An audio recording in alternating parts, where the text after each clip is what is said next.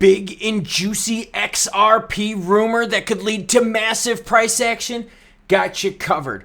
Another exploit, 3 times a charm? And just because something is rare doesn't mean it's valuable. And experts are saying there's a 90% chance that the Bitcoin ETF will be approved in January. Is this the bullish news we need to start 2024 off with a bang? Starting it off with your comments, Niver drops in a $10 super thanks and says, hey Klaus, I know it's not a lot, but maybe buy yourself another inner tube for the bike. Legit, I got an inner tube right here along with a replacement tool. Why? Because when I ride for a while, it's great to have a spare. Ty Clark also jumping in, and Jeremy Touche as well, with Scott Wilson rounded out. Thank you very much, everyone. If you see these people's names in any live stream chat or the comments down below, thank them for supporting the channel. I am very, very grateful. Bitcoin sitting at 26,901 XRP. Yep, we got a rumor coming up. 1550 for ETH, XRP 48.6, XLM sitting at 10.3, XDC 4.8. There's a 90% chance of Bitcoin ETF approval by January. This is coming from Lark Davis. According to the famous Bitcoin investor Lark Davis, several analysts believe there's a 90% chance the Bitcoin ETFs will be approved by January. The only issue I see with this is the government just delayed a whole bunch of ETF rulings, and it had to do with the government shutdown. Essentially what they said was, hey, look, if the government shuts down, we're not going to have enough people to review this stuff, enforce this stuff to make sure it's safe. So we're not denying it, but we're pushing it out further until we find out what's going on funding-wise. So I get the 90% chance, but they're basically assuming right now that we're going to have no government shutdown or no extension, all right? By the way, mid-November government shutdown, so paying attention for that. How the third hack of the year, Platypus Finance, oh God, 3 times in a year, come on now. And that's part of the problem, trust, right? I want you to think of where you go shopping, where you spend a lot of money. You go places that you trust, right? You want to make sure that the product you get is quality. You know, if you're buying a new car, you want to go to a dealership that treats you well. You're buying a new home, you want to get it from quality builder. My point is that when you're spending a lot of money, trust goes hand in hand with that. And if you've been exploited for a 3rd time, come on now. And this is in a year. 3rd time in a year. The year's not even over yet. Hackers have swiped 1.6 million from Platypus Finance, a decentralized exchange running on Avalanche blockchain. This is the 3rd target protocol this year. 2 transactions early Thursday morning took advantage of a bug in the protocol's code to withdraw staked Avalanche tokens. The first transaction took 1.2, the second 450. So since there's no insurance, they're on the hook for it, aren't they? It's not clear if the first and second hack were carried out by the same perpetrators or different ones. It's concerning to see a platform experience multiple flash loan Oracle manipulation exploits in a single year. That's from Hugh Brooks, Director of Security at CertiK. Rumor time. Let's talk about it, everyone. Rumor says Ripple is moving to burn 41.9 billion XP left in escrow. Could this trigger huge price surge? Yeah, I would say so. But now here's the thing. Remember, Stellar burned half of their XLM. Now, that was near the beginning, okay? Which, again, it's not like that effect is going to be carried out like oh, this is amazing, bullish, oh, no. That effect just kind of goes away over time, obviously. Now, burning this would be good. Would I suggest burning all of it? Well, I mean, I don't know about that one. But here's the problem. So you burn it, then what? Then what's left with the XRP in circulation? If we're just using it for price speculation and not utility, not usage or anything like that, then you're going to sit here and go, wow, we have a limited edition of something that no one uses, but we're all speculating on. That's not going to help price out at all. Now, if people start using XRP for payment, that'd be a bit different, right? If people start using XRP as a store of value, would be a bit different, because then all of a sudden you'd have people locking down that XRP while there's a lesser amount, while more people want to lock down more of that XRP, right, as a store of value to hedge against any financial issues. So when I look at this, I sit here and I go, okay, cool. Burning it, awesome. But you still then have to come up with the idea of who is going to use XRP. If the only use case of XRP is the fact that they're just, speculating on it, that we think, hey, it's going to be worth more, hey, it's going to move, we won't go anywhere. But now if a lot of banks want to start using it for payments, for settlements, well, they're going to need more XRP. So burning supply then, yes, would definitely help out. Now, One thing I want to share with you is this, all right, where this is coming from. XRP whale, and as always, any article you see in this video, along with all the other ones, will be linked in the description down below, along with my Twitter information. Hit the subscribe button, too, if you like this kind of stuff. XRP whale says, breaking. Rumors circulating that Ripple could burn the entire escrow, $50 billion. Now, here's the other thing, all right? Burning the entire escrow. So then what? Does that make their IPO more valuable and then XRP less valuable? And in the opening, I said, hey, just because something is rare doesn't mean it's valuable. You're like, Klaus, what the hell are you talking about? 2008 Chevy HHRSS panel van.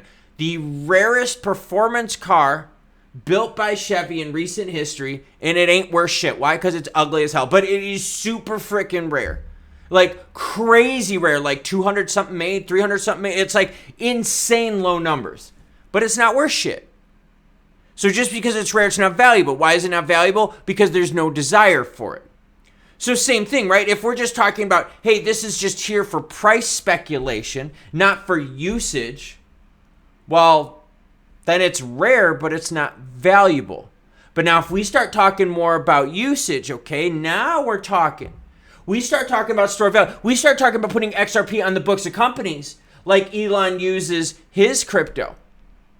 Or like how Michael Saylor uses Bitcoin. Whoa, daddy. You start getting a whale out there, business-wise, that's like, you know what? We're going to put XRP on our books.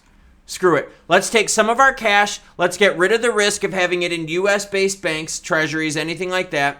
Let's go XRP. That would be something. That would be bullish. Then that would start an even bigger trend, which yes, then I could see, hey, if you burn the supply, that would be great. What other things are rare that aren't worth much? Well, how about any of these uniforms from Northwestern Military Academy? That school's gone. Ain't worth shit. Rare. I've got one of the few uniforms left. Not worth anything. I've got a whole bunch of memorabilia from this place. The building doesn't even exist anymore. Talk about rare. It doesn't even exist. It was burned. Just because it's rare doesn't mean it's valuable. There has to be a need. There has to be a use case. There were so few kids that went to this school that the demand for it just isn't there. And that's what I'm talking about with XRP. If the demand for the usage of it isn't there outside of speculation, then you're just going to have something that's rare that's not worth a lot of money.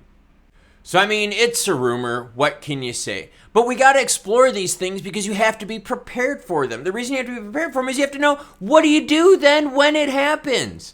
Are you ready for it? Now, earlier in the video, I shared with you people out there that had donated, super chatted, super thanks to the channel. Serious thank you.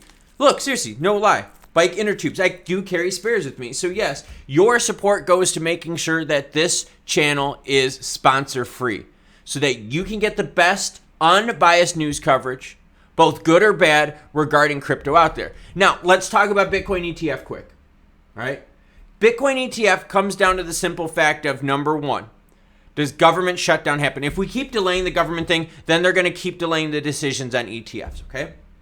Number two, is there going to be a demand for that product? You can always buy Bitcoin on the open market. This does give some investor protection on here with the ETFs.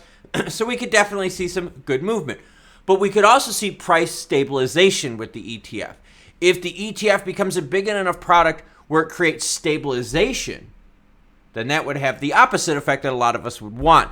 But it would provide more liquidity, which means the market would function more. You just wouldn't see these erratic swings. It would stay in a much more narrower range, which wouldn't be good for swing traders out there and people that like to play the pumps and dumps. Third time's a charm? Well, it depends if I'm asking my wife nice enough. Maybe she gives in. No, I'm kidding. Platypus. Look, if it's a protocol that's hacked 3 times, even if they're 3 different hacks, that's a problem. It does come down to trust in where you spend your money. You work hard for your money.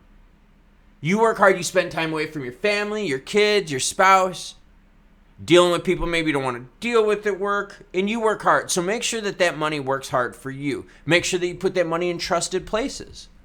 And that's the problem we're having in crypto, is trust is just a big, big problem. How are you going to spend big money on the institutional level if you can't even trust where you're putting the money? Do you think banks are going to use things if it's not trustable? You think banks are going to put a bunch of risk out there on an uninsured product if there's no trust, if there's still all these hack scams and schemes? The answer is obviously no. So we got to fix that. Now, XRP rumor, well, it's just that. It's a rumor. They burn the supply. Hey, look, that'd be awesome. That'd be great. Why? Because could you imagine another 41.2 billion still to be left on the market? That would be dilution like I'd ever seen it. And there's already very little demand keeping up the price right now, as we've seen in recent history, as the price has pulled back. So if you start adding more to the circulating supply without the demand going up, guess what, everyone? The price goes down. But now if we burn it and we've got some use cases popping out, store of value is the best one, seriously. If you want a moon proposition for XRP, store of value. Getting some big name companies out there to put XRP on their books as a store of value, just like companies do with Bitcoin and Ethereum. You get a few whales out there that do that, XRP price explosion, definitely.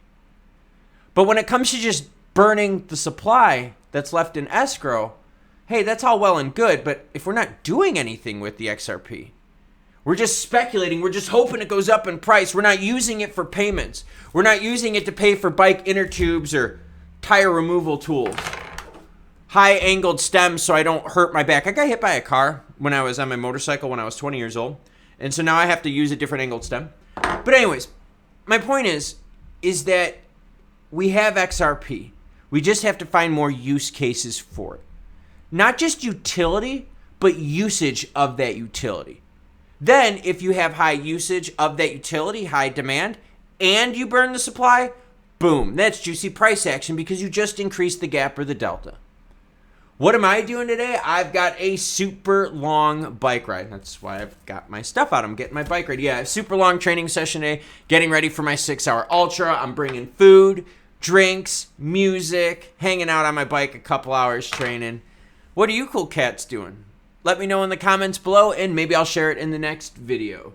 By the way, again, I wanted to give a big thank you to everyone who's been supporting the channel with the super chats and super thanks. It means so much to me, especially in a market that has just been beaten up and roughed up. Finding support in this genre of YouTube is very tough, and y'all have done an amazing job supporting the channel. So I just wanted to say a big thank you to everyone out there that has supported the channel with comments, super chats, likes, subscribes, all that kind of good stuff. Have a great rest of your day.